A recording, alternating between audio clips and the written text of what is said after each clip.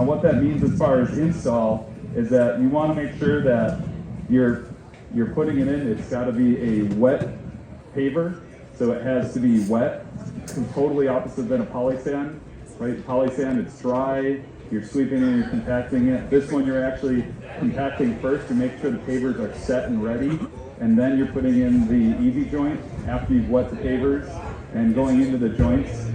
The minimum joint size, this is typically the biggest complaint on the type of resin sands, is that people are like, oh, I couldn't get into the paver joint. Well, an 1/8 inch is the smallest joint that you can use on the pavers. So think of it as this way, like a good field test is just 2/4.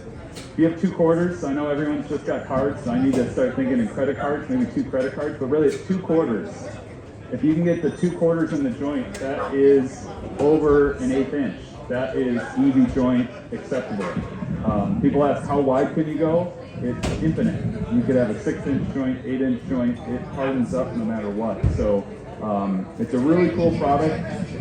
Really in this environment in the Pacific Northwest where we're about to enter rainy season for the next 6 months, think about it as you're choosing your pavers, right, as far as what the gaps are, and keep on working through the winter.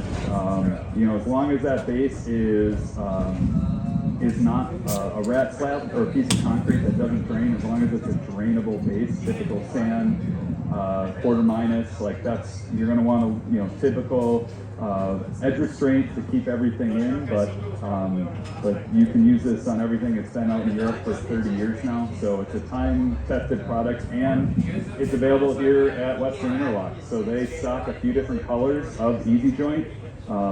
Think of it for your Aroma Stone projects, permeable projects. The other one I have here is Perma Edge, which I'm sure you guys are probably pretty familiar with. It's been in stock here for a few years now.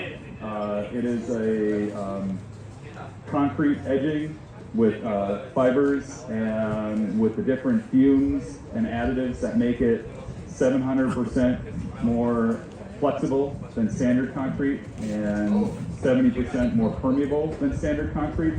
So what that means is when you install it in this little toe edge around, it really holds its place. It's going to float, flex, and move with the system.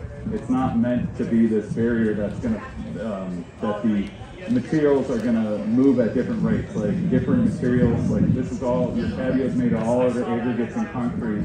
Having the concrete edge restraint really ensures that everything is moving at the same rate from when you install it. When it's 110 degrees or 10 degrees, it's, that patio is moving. So that's kind of the benefit.